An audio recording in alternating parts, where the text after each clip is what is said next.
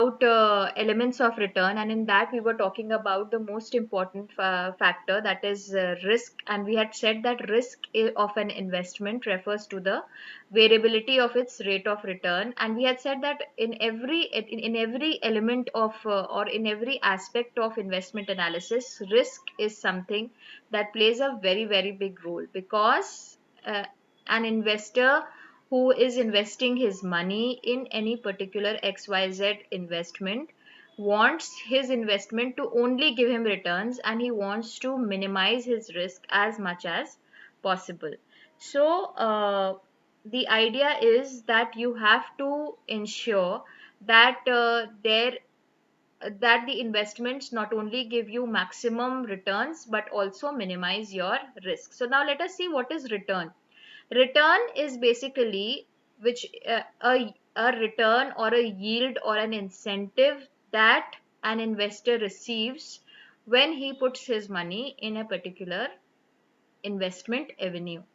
यानी कि वो सारा पैसा या वो सारा रिटर्न या वो सारा डिविडेंड या वो सारा इंटरेस्ट जो एक इन्वेस्टर को मिलता है when he invests his money in a particular area investment avenue like a bond or maybe a land piece or may be precious objects, जहां पर भी इन्वेस्टर ने अपना पैसा लगाया है, अगर उसको सरप्लस में जो अमाउंट मिल रहा है उसको हम रिटर्न के नाम से जानते हैं, या रिटर्न के टाइप से हम उसको एड्रेस करते हैं। तो अगर हम बहुत सिंपल ही फॉर्मूला क्रिएट करने की कोशिश करें रिटर्न का, तो उसमें हम देखेंगे कि जो बेसिक फॉर्मूला रिटर्न का आता है हमारे पास, वो आता है maturity value minus initial investment value plus dividend upon initial investment value. ये जो है ये सिंपल सा फॉर्मूला है रिटर्न का, इसको तुम लोग नोट कर लो। अभी हम लोग इसके बेसिस पे एक न्यूमेरिकल भी करेंगे। मैच्योरिटी वैल्यू क्या है? Maturity value is that value of an investment which is received when the investment matures. For example, if I have bought gold, that is the basic and most simple to understand instrument. If I have bought gold worth rupees 10,000 right now, and at the end of 5 years, if I want to see what is the value of gold, if I have to sell it to anybody, say it is 15,000 rupees. So 15,000 will be the maturity value and initial investment value will be 10,000. Okay, upon initial investment value, which will again be 10,000. Now, in case of shares, in case of ordinary shares, in case of preference shares, there is a dividend also that is distributed to the shareholders at the time of during the course of investment. Sometimes this dividend is 5% of the market share, some market price. Sometimes it is 10% of the market price, depending upon the market conditions. तो ये dividend भी हम return में जोड़ते हैं, क्योंकि of course dividend भी एक तरह का रिटर्न ही तो है जो इन्वेस्टर्स को मिल रहा है। Therefore, the maturity value is also considered and the dividend is also considered when we talk about the return on a particular investment. So now if we were to apply this formula, I hope you have noted this formula, maturity value minus initial investment value plus dividend upon initial investment value. Pay attention to this. This whole thing has to be divided by initial investment value. This dividend is not a separate entity. It is added to this particular entity only. This entire value needs to be divided by initial investment value. So now we have a question here. What does the question say? The question says that Mr. X purchases a share of Tata Company which is worth 100 rupees, and he is to receive 10 rupees dividend each year, and finally sells the shares for 105 rupees the next year. You are required to calculate the return. Can anybody calculate this return? Yes, ma'am. All right. Try to do this question. Try to solve this question. If Mr. X has purchased a share of 100 rupees, He has received a dividend of 10 rupees in the year and he has finally sold the share for 105 rupees in the next year. What would be his return? Do the calculation and see if you can get the answer.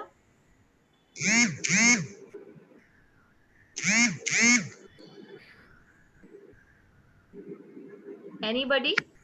Ma'am, 0.15. Yes, 0.15 is the correct answer. And if you have to, because you know that all these returns and risks, everything needs to be in the form of investment. So therefore, in the form of percentage. So therefore, 0.15 will be converted into percentage and it will be 15%. Your answer will be 15%. 15%. Yes, I ma'am. hope everybody has got this answer, 15%. Yes, ma'am. Yes, ma'am. What have you done? What is the working? The working is when the Mr. X has how much maturity value? 105 105 minus minus 100 100 plus 10 plus divided 10 by 100 plus 10, and you have to divide divided by this whole 100. thing by 100. 100. This is the basic working. So 105 minus 100 will be 5 plus Yes, 10 ma'am. will be 15. So it 15. will come 15 15 upon divided by 100. 100. 15 upon 100, and when you convert it into the percentage, then it will come 15%. Has everybody understood this? Yes, Yes. ma'am. All right, note down another question. Mr. X purchases shares worth rupees. Mr. X purchases shares worth rupees 500 in the current year. In the current year. Expected dividend is expected dividend is 20 rupees 20 rupees, while the maturity value of the share while the maturity value of the share is expected to be 550 rupees. 550 rupees. What would be his return? What would be his return? Very simple. Simple formula application.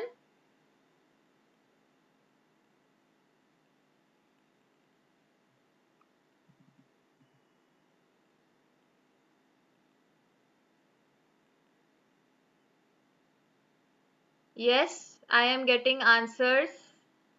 I am getting some answers in the chat box. Ma'am, 7%. Someone is saying, Mubashir is saying 14%. Let us do the working and see. How much is the maturity 0.7. value? Ma'am, maturity Maturity value. value is 550 Yes, ma'am. minus original value is 500. 100. So this will Yes, be ma'am. Plus 50 20. rupees. The difference will be 50 Yes, ma'am. plus Yes, Plus ma'am. dividend is 20. yes, 20. So we 70. will get 70 on top, 70 Yes, as numerator. And what is the denominator? 100. Why will it be 100? 7.14. Invest in Oh, sorry, denominator will 500, be, ma'am. yes, 500. 500. 7. denominator will 500. be initial investment value, that is 500.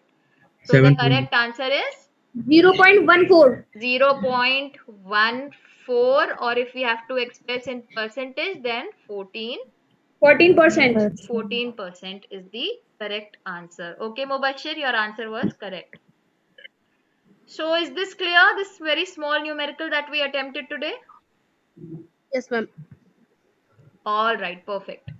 Now, so this is what return is all about. What is return? Return is when you are trying to calculate how much money the investor is going to get when he invests his money in a particular investment avenue. So we have calculated the return. Now the next element also, if you remember, we had discussed it in great detail in Friday's class, that is marketability.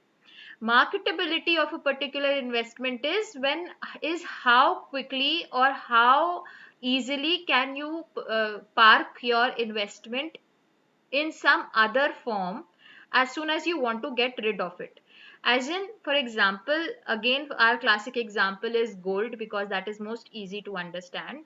Gold has a very high marketability because the minute you think that you need money, you can immediately find buyers to purchase that particular article, that particular object, or if you have a coin or whatever you have, it is very easy for you to immediately convert it into ready cash. So an investment is said to be highly marketable or liquid if it can be transacted quickly, which means that it can be easily converted into cash, or when the transaction cost is low, and when the price change between two successive transactions is negligible. Now what does transaction cost mean here? Transaction cost means here is that when you don't have to pay any additional charges in the transaction. For example, if we talk about some lesser marketable securities like probably shares of of a firm that is not doing very well, so for that you need to convince the buyers that the share is going to pick up prices, or maybe you have to hire intermediaries, like you have to hire a broker or someone who is going to approach the buyers on your behalf, and then that will incur a lot of additional costs which you don't want. Then the second is that the price change should between the two successive transactions should be negligible, which means that for example, if the gold prices are rupees 150 today and tomorrow they will be 160, then it will be for your benefit only, it will be for your own profit. But supposingly the gold runs into a loss, for example, if you had purchased it for 100 and then now it is 50, the price is 50 rupees, it will be very difficult for you to get a suitable buyer to buy that particular product. Rather, you will not prefer to sell that product off, because then you will be in a loss making situation. So in all the three cases you can see that for gold it is very easy to be transacted, it is very easy to be converted into cash. There is very little transaction cost because you can simply sell it to a neighbor, or maybe even go to a gold jeweler or maybe whatever, but the transaction cost is really low, and price changes are negligible. Even if there are price changes, then it usually works in the benefit of the investor rather than in the loss making of that particular investor. So this is all about marketability. So we have covered three elements: risk, return, and now we have done marketability. Now the next is tax shelter. Again, we have already discussed this in great details. Tax shelter is when the investor not only gets returns in the form of dividend or capital gains, but also gets good tax benefits or tax avoidance or evasion avenues when he invests. For example, initial tax benefit occurs when at the time of initial investment. For example, if I am investing 10,000 rupees in an NSC or in an LIC instrument, then immediately the 10,000 rupees is eligible for a tax benefit. No tax will be deducted from that amount. Continuing tax benefit is when I buy a mutual fund such as HDFC Tax Saver. So all the benefits, all the risks, all the returns that I will be generated during the course of that investment will be free from tax liabilities during the course of that particular investment also. And terminal tax benefit is when the final amount that I get on maturity is also liable for a tax benefit, as in I don't have to pay tax on that final amount also.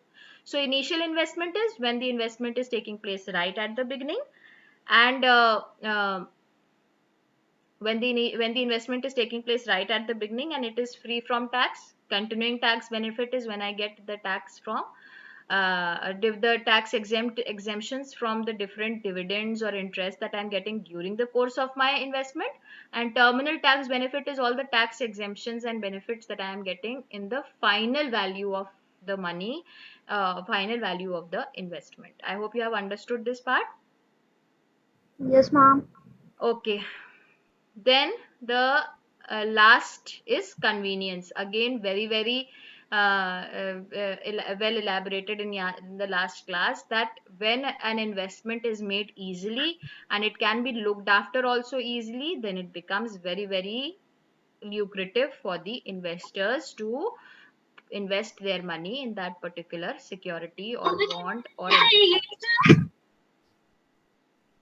So, for example, if the investment is in a savings bank account, it can be made readily. But if you have to purchase a house, then it requires so many paperwork, so much hassle, so much maintenance efforts, that this option becomes lesser lucrative as simply opening a savings bank account in a particular uh, uh, bank. So this is what we know when we talk about elements of investment: risk, return, tax shelter, convenience, and marketability. And in this class, we have covered these four major elements. Return, we have done a small formula also.